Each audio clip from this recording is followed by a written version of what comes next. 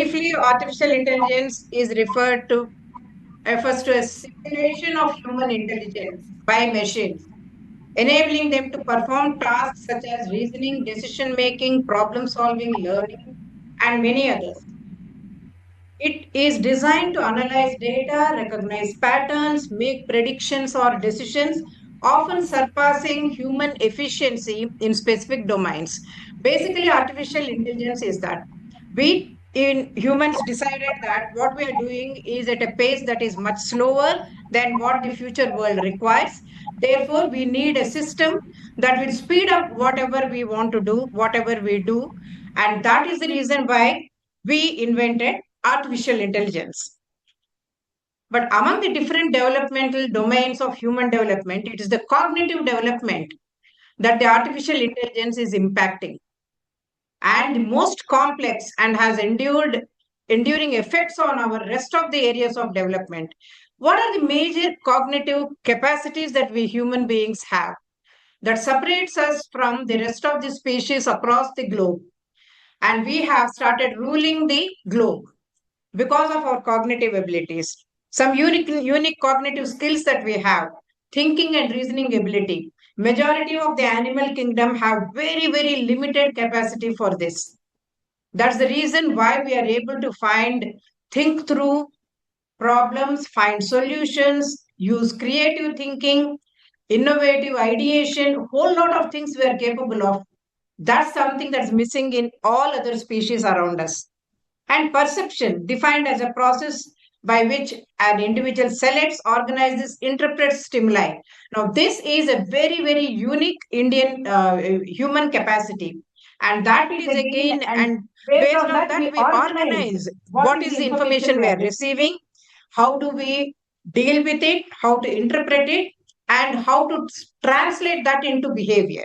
So, this human beings, it's such a complex process, we human beings can do that. Then linguistic ability. Animals have sound making, they don't have languages. They have rudimentary ideas that can be called animal language, but the richness of human languages is unbelievable. So linguistic ability is one of the crucial things that we human beings possess. By the way, all artificial intelligence is also based on language models, large learning language models. They are based on language only, and the language was something that humans created. So, without this, there would be no artificial intelligence. So, that's the linguistic ability we are talking about. Then we have the learning ability. Tremendous amount of learning ability we have. There is no limits to what we can learn, what we can do, at what age we can learn and do things. It's an innate potential, and it helps us hone our creative thinking, and that is a very big advantage of being human beings. Then forethought ability, a very important aspect that Albert Bandura talked about in 1950s. He said that animal kingdom do not have long-term forethought ability. Immediately, if there is a threat, if there is a need, the animal can think, what can I do now, and do that little bit. But we have capacity for thinking ahead over a generation, two generations. That forethought ability is a very human character. And that I am very sure as of now, AI has not been able to handle it. They can, AI has not looked at it. That's the reason we have mishaps happening in AI work and production. So that's forethought ability is a critical human ability and trait. If this happens, what will be the future? Is a question I wonder if it's yet there asking that question. So that's again a problem. Emotional intelligence. AI does not have emotions. Most important thing, it cannot have emotions. As of now, it doesn't have emotions. There was a Hindi film, I forget its name, where Kriti Sanan played the robo, and the poor thing does not have emotions. There it's a disaster at the end of it. What I'm trying to say is that emotional intelligence is a critical life giving thread that builds traits, that builds relationships, sustains them, and the cooperation and compassion that is possible for human beings, AI is as of now incapable of doing. Creative intelligence, music, art, craft, spatial understanding, all these skills, variety of artistic skills. We have to do that before we can ask AI to modify it. There is no escaping that.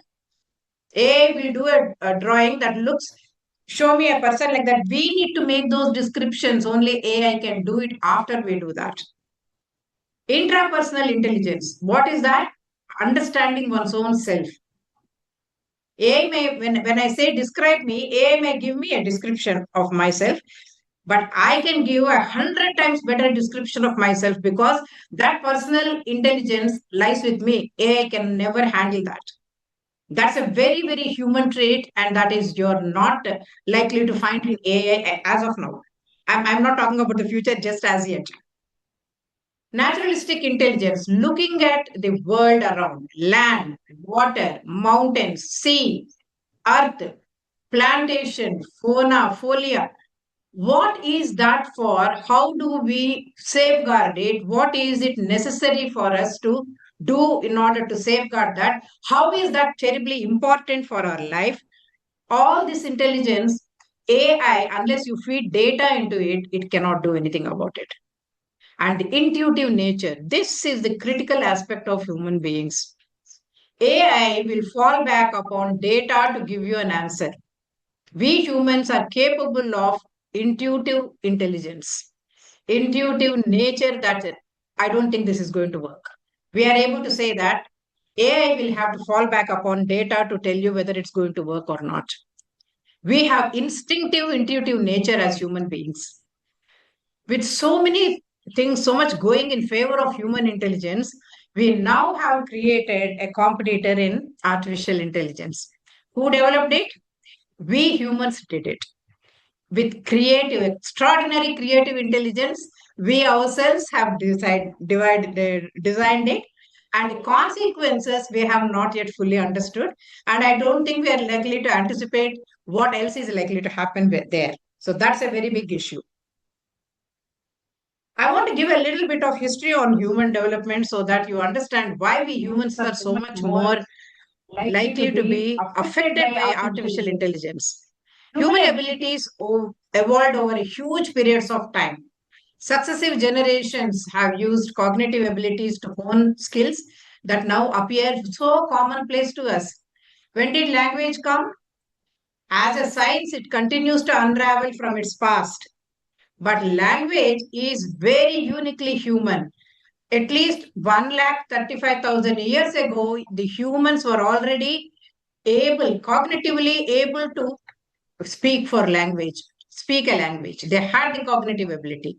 About a lakh of years ago, some rudimentary form of language communication was there, and that has become important for symbolic thought and cultural evolution in human beings. Earliest roots for writing also comes from 3000 BC in Egyptian and Mesopotamia areas. And across the world, we have right now approximately 7,170 languages. This is what Google said yesterday, and it cautioned me and said, see, more languages are being discovered. This is not the final number. So that much of human language ability is circulating. How much of it can go into a presentation, one doesn't know. Language is the thing that binds us human beings into cooperative behaviors. It also separates us with cultural differences. So that is the important language development that we are talking about. And without using language, large learning language models, AI does not and cannot function. Writing. 3000 BC, human beings started writing. Crude diagrams, created symbols, and gradually some designated letters, and then stringing them together, adding a certain sound to it and meaning. That's how it all came. And now we have hundreds and hundreds of scripts and dialects and language, written language available to us. Our generation can write very well. The problem is with the youngsters, how many of them can write is a very big issue. Mathematics, again 3000 BC, and because it was necessary for doing trade and commerce, people understood the importance of mathematics, they invented it. Arithmetic, algebra, geometry for taxation, commerce, trade, and all that they used it. Indian mathematics was very strong from around 1200 BCE, and by 18th century we had become very masters. We created the decimal system, concept of zero, negative numbers, arithmetic, and contributed to arithmetic, algebra, and trigonometry. These things have been India's contribution to mathematics. So look at human abilities that we are talking about. Fine arts were very importantly developed in 14th, 15th, and 16th century. But the cave art uh, goes back to lakhs of years. Every day we discover a cave art somewhere or the other. Humans were capable of that. Poetry originated in 2005, 2500 BC and spread across the world. And we in India, one major record we have is the Mahabharata in poetry in the Telugu language. It was in the 11th century. It was written in 11th century in Telugu language, and it is the Guinness World Record for the longest poetry text. Dance carvings and paintings date back to 10,000 years. Human body, symmetrical movement, that came very many 10,000 years back. And lastly, I would like to mention human cooperative communication. We humans started this when we actually went into agricultural practices from being nomadic hunter gatherers. We moved to agricultural practices. That is when the cooperative human behavior, the communication that goes with it, all developed. All of you would have read Sapiens by Yuval Noah Harari. He explains this in great detail. I don't think we need to go into detail that this cooperative communication has made humans into a collective society. So that is the biggest achievement of our human beings on this earth. And interpersonal skills comes as a final thing. After we became a commune, we became families. We became small groups, cliques, and crowds. There come all these relationships that we have built in parent, child, sibling, kinship, couple, friendships, relationships in co workers, with superiors, with community members, and with the world out there. Now we are in commune with everybody around there because we have these WhatsApp and Facebook and Twitter and all that. We are communicating with the world around outside our immediate domain. So these interpersonal skills leading to interpersonal relationships are a biggest achievement of the human beings. They exist only among human beings to some extent among apes. Apes and other animals have small cliques and groups. They make those groups, they disband groups, again make groups. That research is also available. You can read up on that. But we humans have the most sustaining relationships. Nothing we do it only for ourselves. We think about the world out there of other human beings happening. So most human activity is carried out through three relationships. All the systems in the society, cultural practices, community tasks, government activities, science and technology development, education, production of food and goods that for human consumption, maintenance of law and order. I could think of only these many things. There are plenty other. Everything is done through human to human connection. There is no escaping that. That is the importance of human to human connection. Interpersonal connections are that important aspects of human development. Without these interpersonal connections, there is no development, there is no sustenance. So that is the state human development is in. Why are we discussing this history? Because they took a millennia to develop and polish. We spent lakhs of years to become what we are today. They help understand our history and culture. They throw light on how humans live, struggle, adapt, cope, surmount, solve life's complexities. That's what we are. They give us an understanding of our immense capabilities honed over 1 lakh years at least. That's the reason where we just briefly looked at the human history. And now they are being usurped by the devices we humans ourselves have the intelligence to build, and we call it artificial intelligence. We brought that on to ourselves. So stop for a little while and think whether we are doing right. I'm not against artificial intelligence. I'll show you how it is useful for human development also. But I'm warning you. So, this is the history of us human beings, such evolved species on this earth. And now there are gadgets that we ourselves built that are likely to diminish our personal importance. So, let's take a look at that. AI has both immense benefits as well as some crucial dangers for human development when used alongside of capacities of humans. AI working in tandem with us, it can be a great use to our well-being. Only when it works along with us and it doesn't usurp our capabilities, then it is a great boon for our well-being. But if AI takes over our hard-earned skills, overtakes us in doing this by doing everything on its own, it can lead to chaos in future. The discretion between these two conditions is difficult to identify or handle at this point of time. We really don't know what we are doing at this point of time. We humans only must realize how much and to what extent AI must be used in our lives. How many of us are able to think in those lines? We need to very seriously think about that.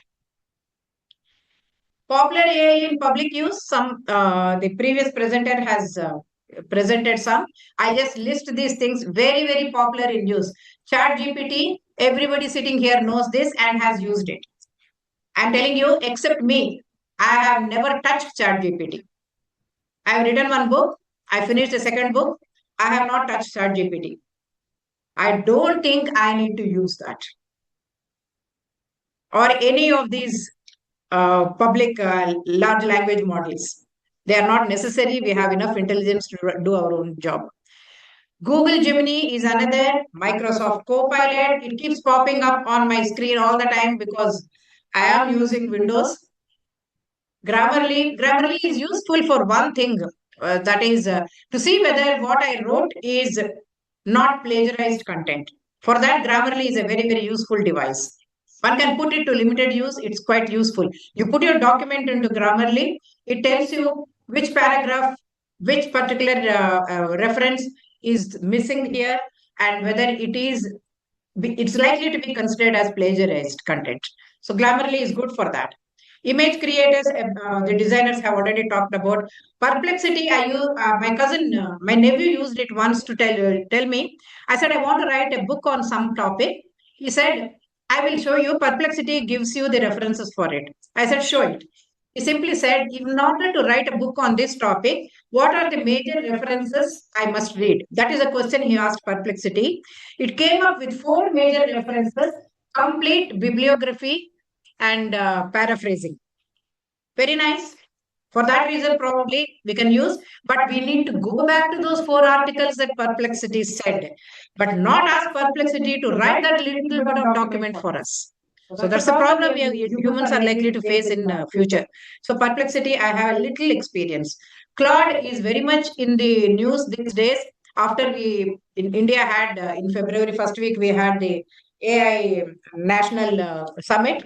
Claude has become very well known now, but Claude has some issues that government is also a little worried about using Claude in a very big way.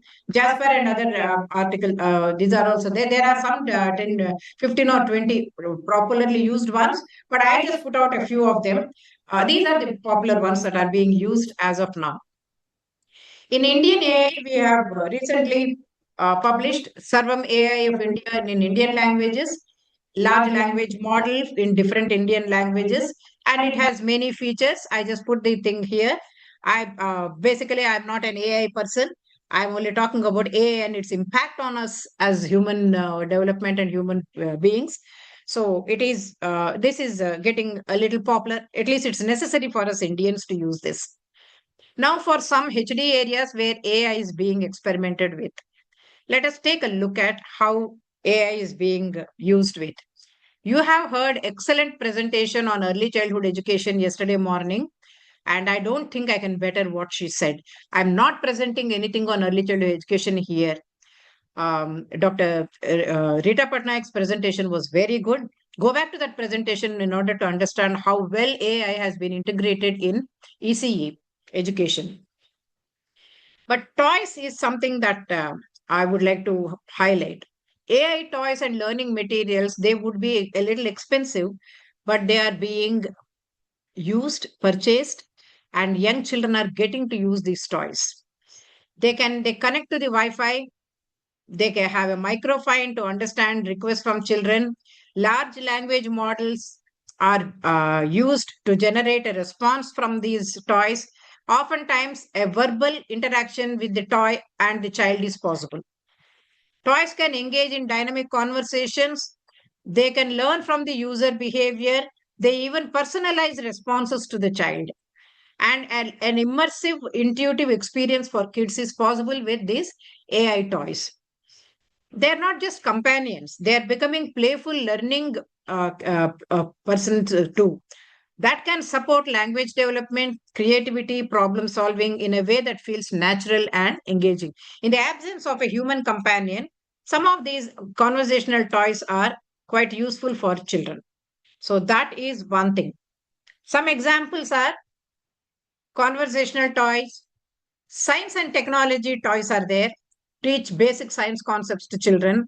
Furry animals for very small children are available. Sensory toys are there to teach sensory experiences to children. Desktop robots are there. I think I put a picture of that there. Then storytelling toys are there, especially a storytelling teddy bear, which tells, I think there must be a designated number of stories fed into it. It can tell those stories. Artificial intelligence board games are available for children. Preschool coding toys that children can use to learn mathematical, language, and other kinds of concepts. All these toys are available. Could be the dangers of these toys. A bear conversational toy was experimented and they found that it tells where to find potentially dangerous objects and engages in sexually explicit conversations. That is what the toy did before they got scared and withdrew the toy from the. So, large learning models are huge, huge databases. What the toy can pick up from them and how appropriate that content is for the recipient, that is the little child, it's not very, very fully understood. So, they had to withdraw this toy because it was telling children where they can pick up dangerous objects from and talking about all kinds of adult issues.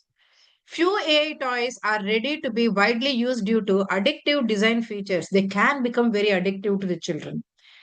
They give inconsistent responses on mature topics and focus on social companionship instead of being an educational tool. Now, that's again the very major problem. We would want children to learn something as an educational tool. You want to use the toy, but it starts making conversations, and children keep enjoying the conversations without having the educational value that was originally meant and assigned for the toy. AI toys which could potentially store personal data. There are some toys that use personal data and they store it, children's names, faces, voices, and locations.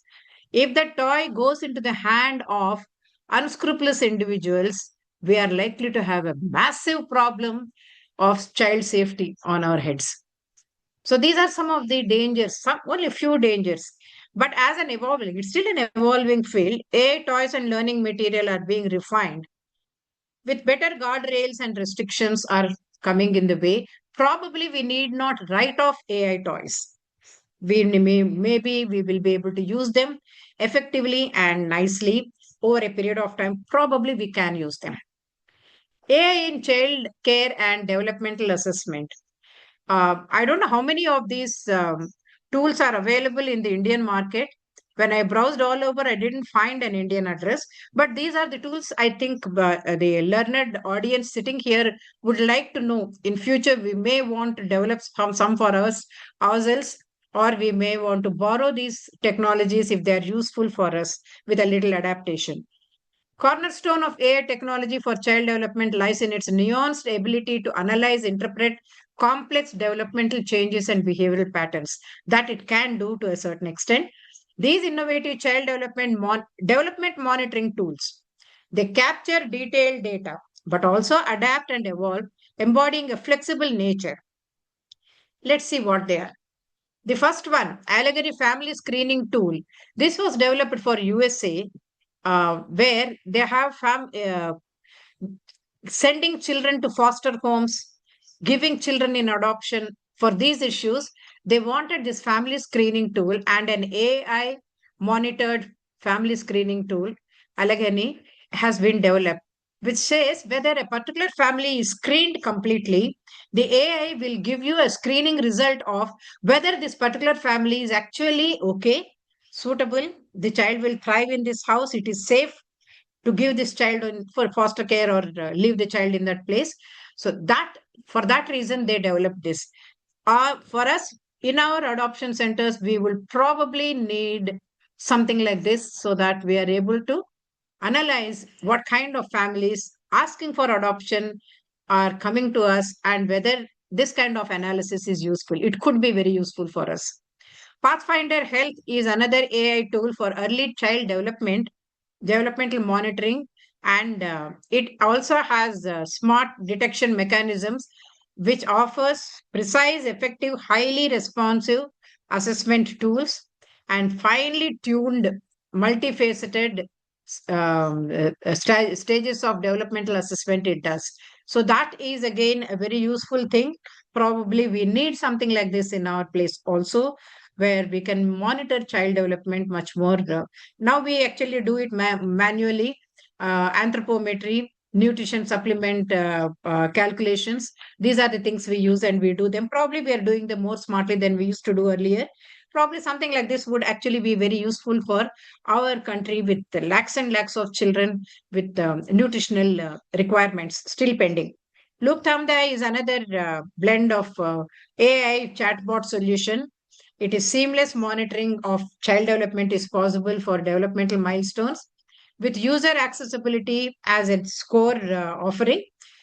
Friendly interface it is, enables caregivers to engage with it. So this is the thing that caregivers themselves can engage with to assess developmental progress of their children in a very highly interactive way.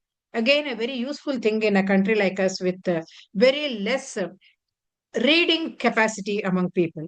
Not many in India read something to understand and implement it.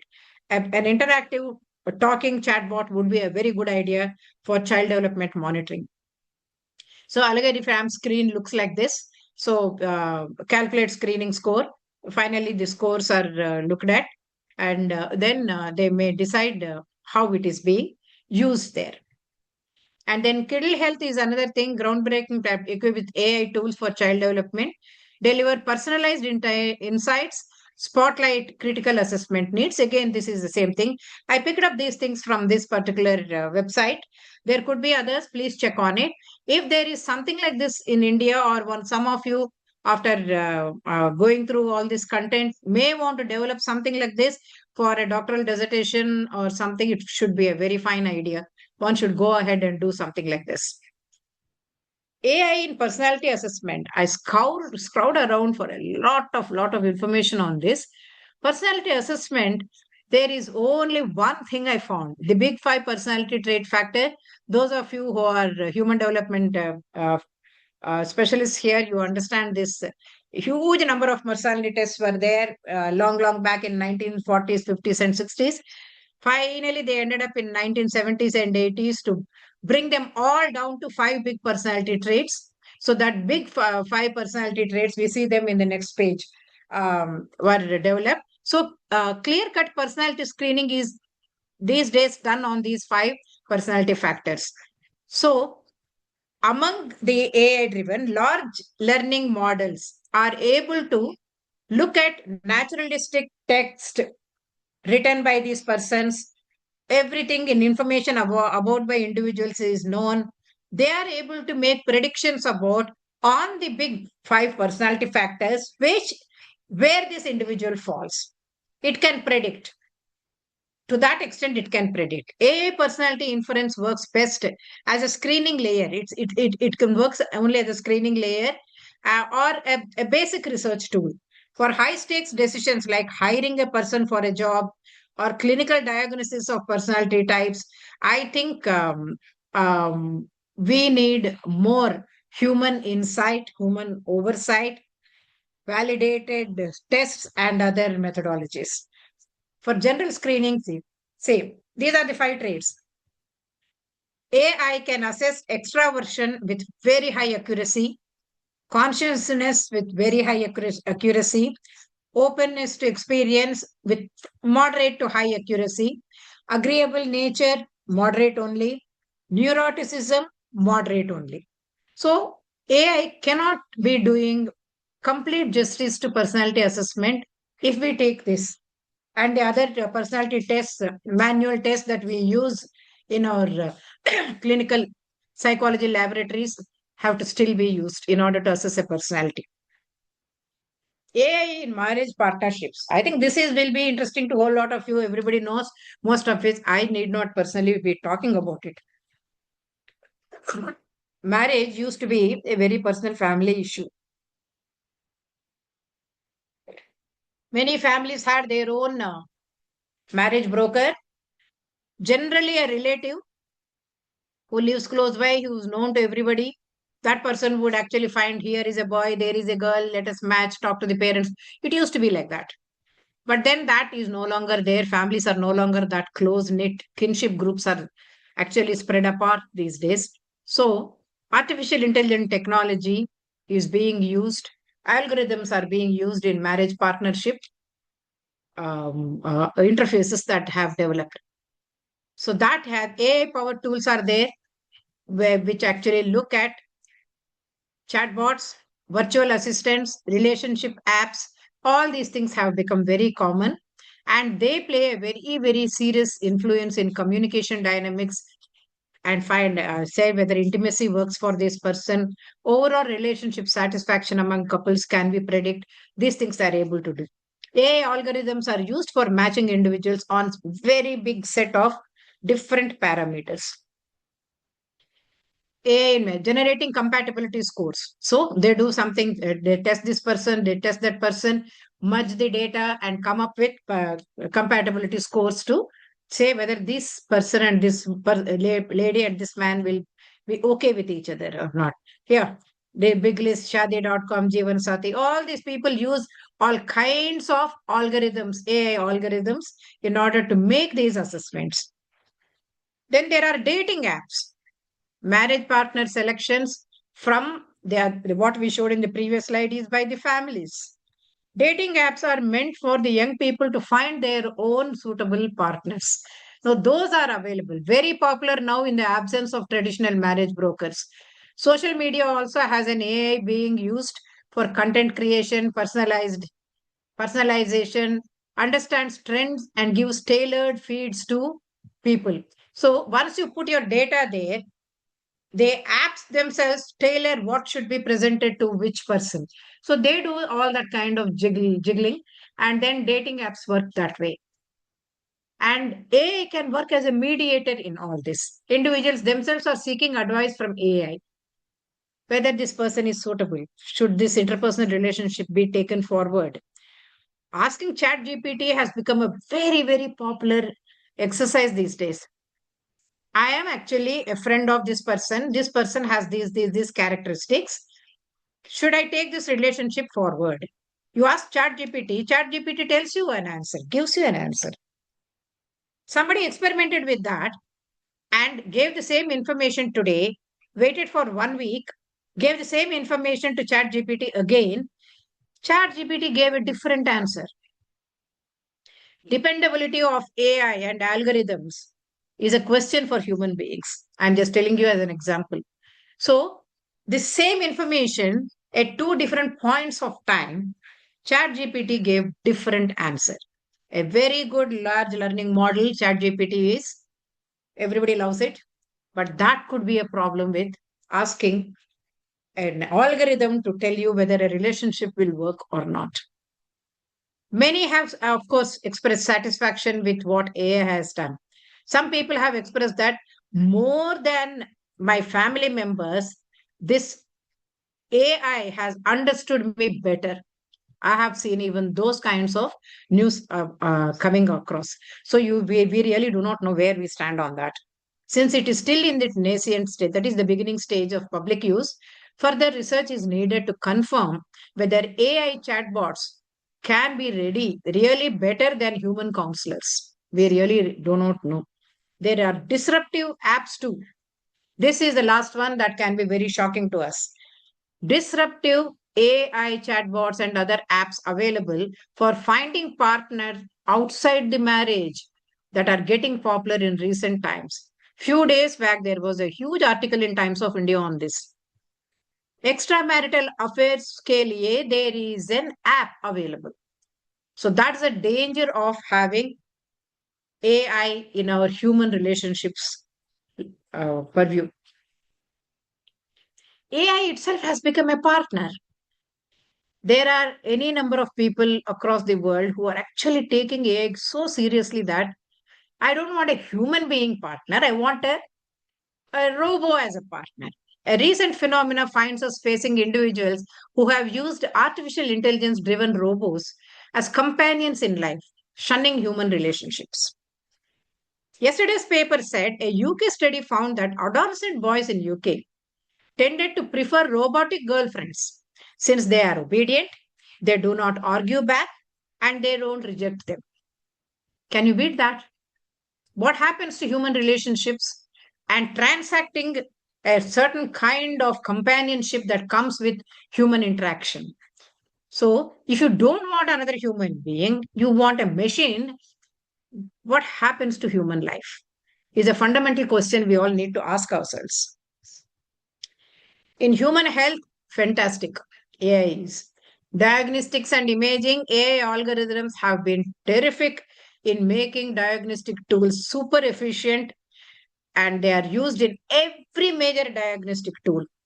X rays, MRI, CT scans, ultrasounds, all these other major diagnostic tools use, they detect everything under the sun. They tell you what is actually wrong with you. Personalized medicine is also very much benefited from AI. A patient data is integrated, genetic, you need to give all the data. Genetics, medical history, lifestyle factors, individualized treatment protocols can be created. AI does that very well. This is especially useful for oncology, that is, cancer patients. AI can guide therapy based on the tumor or the cancer specific changes that can happen. Excellent work AI does for human health. Then, drug discovery and research. This is one major area AI has been very, very successfully helping the field of medicine. Therapeutic targets, optimizing clinical trial recruitment, different kind of protein structures which can be merged with which, all these AI can do very well. Telemedicine and virtual care, AI supports remote patient monitoring through wearable sensors, enabling early detection of health changes and facilitating virtual consultations. Even that is possible. Not very popular as of now, but I think we are getting there with too many people, too few specialists available for different kinds of ailments. Physically being able to meet with the doctor and have a consultation may get difficult over time. Maybe telemedicine and virtual care can become important. Medical administrative efficiency has been leaps and bounds helped by artificial intelligence. Everything in the hospitals, corporate hospitals especially, is automated. So there is no way we can say AI doesn't help. It helps tremendously in these aspects of our human health. AI in counseling. Now, this is being experimented quite seriously. Chatbots and generative AI tools can provide client and immediate support, answer questions, deliver therapy homework between sessions, improving accessibility and engagement. These things, chatbots and generative conversational tools are able to do for the counseling sessions. Digital therapeutics are also available. Clinically validated software programs are available, can actually assist the counselors and this traditional therapy by helping clients to practice certain skills. For example, cognitive behavioral therapy techniques, you have practiced it with the counselor. You will learn the skills to practice it at home with the assistance of digital therapeutics AI chatbots that is available. Wearable devices are also being made available to check the symptoms. When do you get high blood pressure? When are you going into a spasm of anxiety? And being able to identify those things. There are AI-enabled monitor wearable devices available for that. That can give very immensely useful feedbacks to both the clients and the counselors, and the immediacy of treatment needs can be identified by that. It can assist counselors with documentation, case management, referral searches, reduce administrative burdens. All these are direct and indirect care of clients. It can actually take care of. All these are advantages. Efficiency, accuracy, personalization in counseling, all are facilitated. It can identify client data to detect early signs of mental health concerns. It can help you in that. Evidence based interventions, it can look up case studies for you and tell you, in this kind of a case, another case is here, they did this and this helped. Insights into treatment planning, it can give these things. It can do. It can offer opportunities for training counselors. AI can be very, very useful in training new counselors, exposing student counselors to diverse case scenarios, and clinical education. It can enhance it. One major drawback, again, that came in Times of India just yesterday: AI counselors are not emotionally tuned to clients' needs. They are efficient and precise. Recently, clients have expressed a desire to have human counselors interacting with them so that finer nuances of their problems are better understood and addressed. You are feeling emotionally so upset about somebody not even talking to you. AI will not understand the emotional significance of being left out of conversations. It will tell you very precisely, clinically, in a very, very dry manner, that what you can do if somebody is not talking to you. It will tell you what you can do. It doesn't see the emotional significance of that alienation you feel because of being left out of conversations. So that's the drawback of AI counseling. So while the above advantages are quite serious, this you cannot leave out the human counselors in a counseling session. AI in relationship and family therapy, it's an emerging therapeutic thing in context, but possibilities are there. It could provide personalized support to couples and families, helping them strengthen bonds and work through conflicts. One scenario highlighted is couples undergoing separation, where emotions and tensions are running very high and both these people are not listening to each other. AI has the ability to interpret that situation. It's a complex situation. It can suggest intervention. It can actually offer more safer, effective approaches. That is possible when two people are fighting with each other.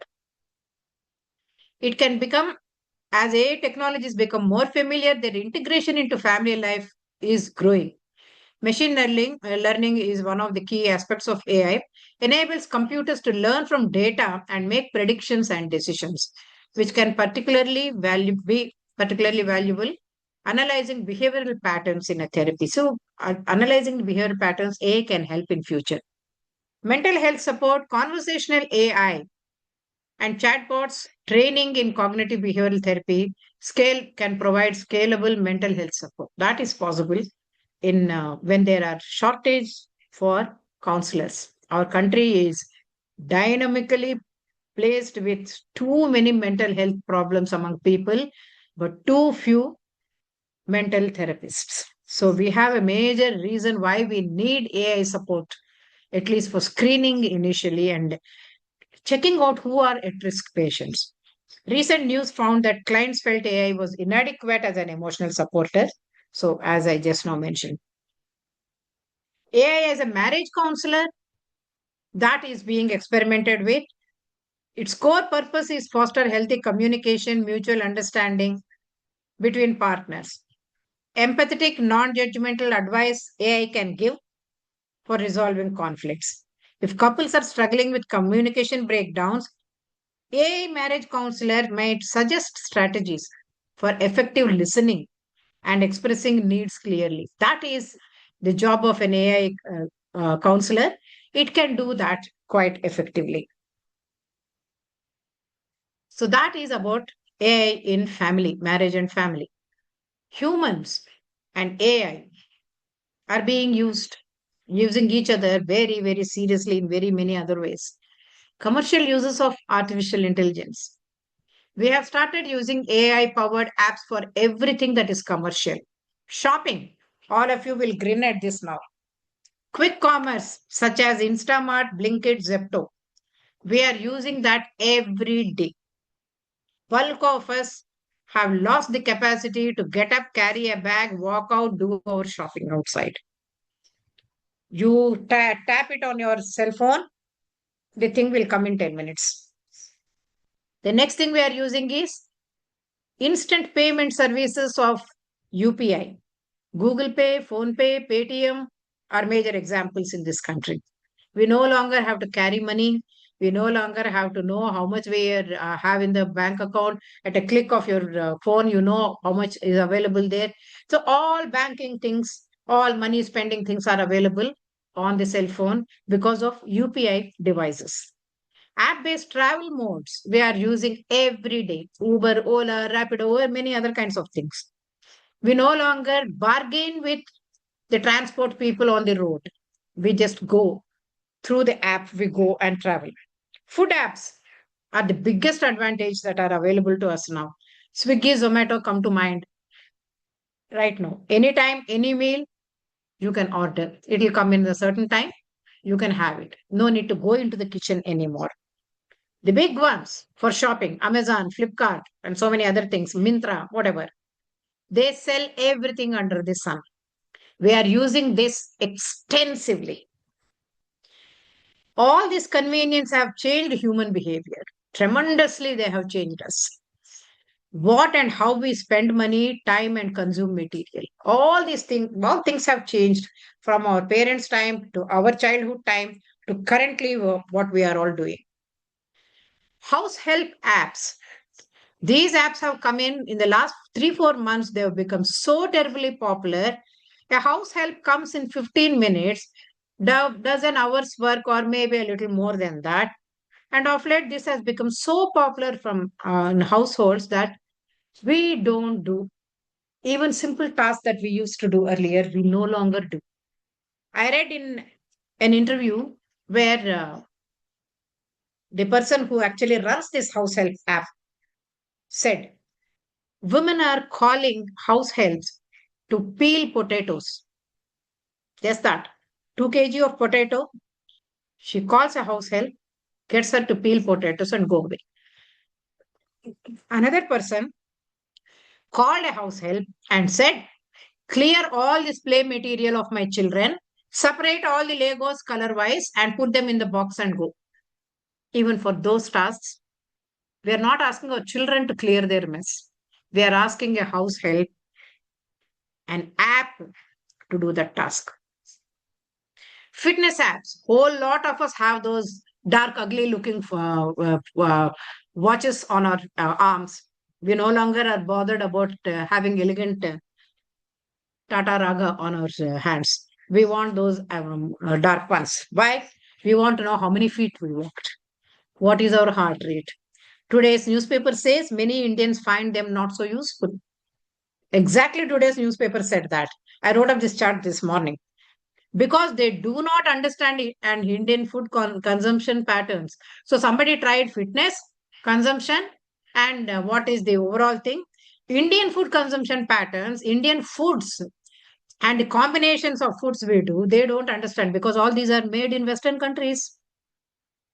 In fact, the BMR calculation that we run to every other day are actually not useful for Indian people. I was warned by an expert. So here we are.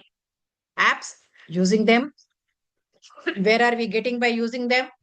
How it has actually differently geared us towards a very different kind of lifestyle, and where are they?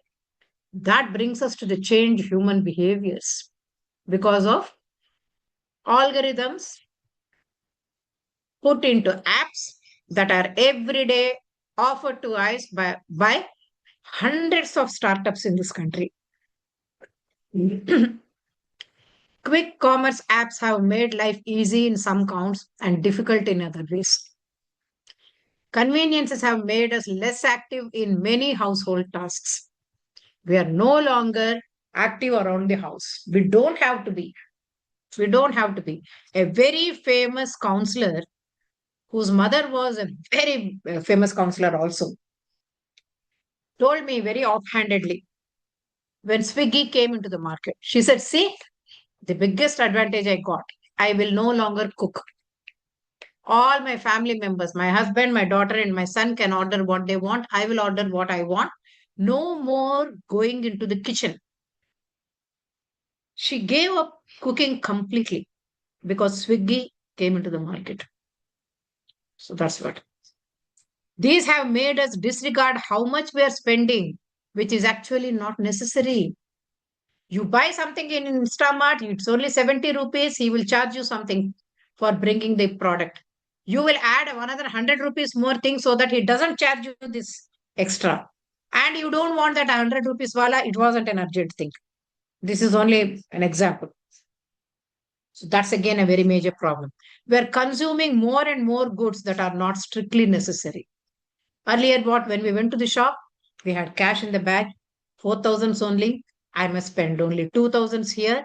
Another 2,000s, I need to go to the other place and buy something else. You buy only 2,000s there and come away. Now you have your UPI. What do? You simply scan that and finish off. So you spend more. Many among us are missing out on community based social interactions. We no longer have community friends. That friendly vegetable vendor, that gentleman in the kirana shop who would give you the best food material, that lady tailor with whom you would chat for quite some time when you went with her, found out about her family, told her about yourself. So many interpersonal relationships in the community we used to have, all of them are finished. We do no longer have those interactions. Many among us are not learning or practicing skills related to family and self. ये मुझे करना है. I have to learn this. No longer needed, no? You have urban clap to come and do that thing for you. So you no longer have to learn it. So we are not practicing or learning basic human needed skills. So that's a very big problem with human learning is going a sea change in this matter. We have much more time now because everything is outsourced. That app is available to outsource everything, which is again being used to consume more and more AI prompted material on the tabs and cell phones. So we are again falling back upon AI to amuse ourselves. How very nice this is or bad this is, I leave it to the wisdom of everybody who's listening to me here. I'm not talking about a doomsday scenario. I'm telling you how we human beings are subtly changing and whether it's good for us to be like that. Advantages of AI in general: efficiency and automation. Things happen very fast. We love the UPI because at a tip of our finger we can pay. Efficiency and automation. That's very nice. Improved decision making. AI gives you very good decision. I also read innumerable cases of medical conditions that people had. Doctors and hospitals could not give them proper treatment or a diagnosis. Chat GPT and Claude and such large learning models, when the data was pushed into it and proper questions asked, came up with the diagnosis properly. And then these persons could go back to their doctors in the hospitals and get the treatment done. Yes, excellent. Improved decision making in scientific things like that. AI is unparalleled, definitely useful. Then personalization. AI can help you in personalization, in experiences, and those kind of things. This enhances our user satisfaction. As seen in platforms like Netflix, Amazon, social media feeds, it gives you the information that you are looking for. If on Netflix you see certain kinds of programs, it will actually spring up and give you those programs more of them, more information about them. It will personalize your choices for that. It is available 24 by 7. You need a human being to do something.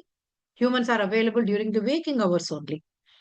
Unlike that, AI is available every time. One person narrated an incident where Blinkit, that particular thing that I was just now mentioning, early morning 3 o'clock, when somebody had a severe stomach upset and needed a particular medicine, they tapped Blinkit and called for the medicine. Within 10 minutes, the medicine came. A Blinkit personnel came to the doorstep, handed the medicine so they could save the person going through tremendous pain. So it's not as if everything is bad. The is available 24 by 7. This person could get his serious medication in the middle of the night because Blinkit, that service was available. So that is an advantage also. Data analysis and pattern recognition, nothing to beat artificial intelligence for this. It helps you tremendously in arriving at what are the trends happening with this particular field. What are the different patterns that are obtained here? The capability of this particular capability is very, very useful in the medical science, in scientific research, in large data sets where you're looking looking at. We are going to have this data analysis and pattern recognition in our own national census in 2027. It will be available to us because completely AI backed digitized census data is being gathered about all of us people in India. That's going to be a tremendous useful for us. So that's again a major advantage. What is problem? So some of the advantages are there. I kept on telling you problems also with every one of them. Data privacy and security is the biggest problem.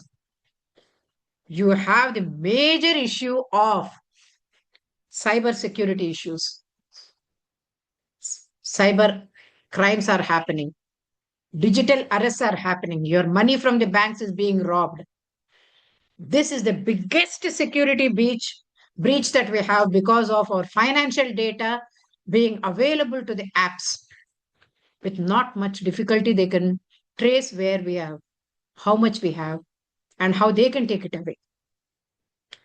That is a very big problem. Biases and fairness. Large language models are completely dependent upon all the data that has already been generated and put on the internet. They look at data analysis and patterns, as I told you in the last slide, and from there draw their conclusions.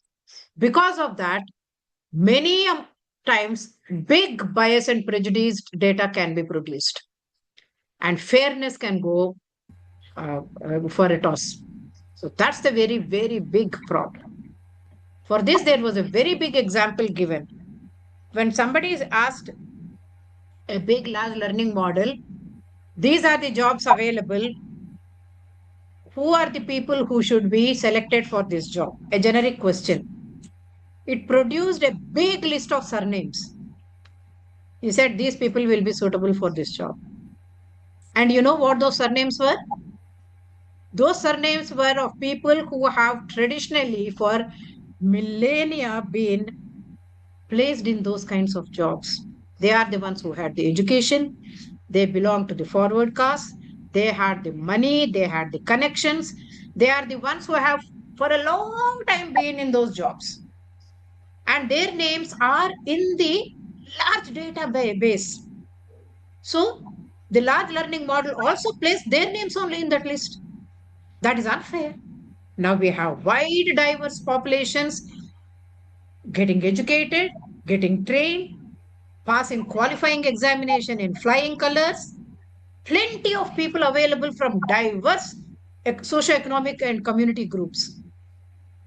Now, that bias can creep in if large learning models are dependent upon for very many jobs. So that's a very big problem.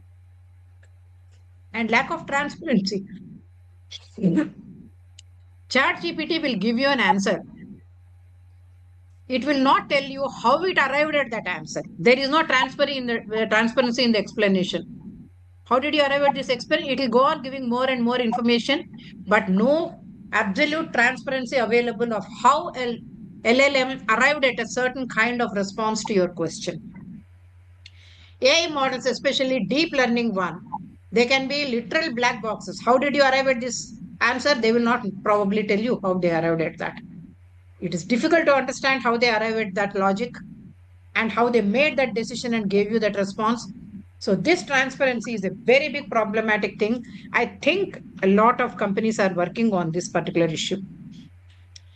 Job displacement, I don't have to talk much about this because tremendous amount of flux is happening there.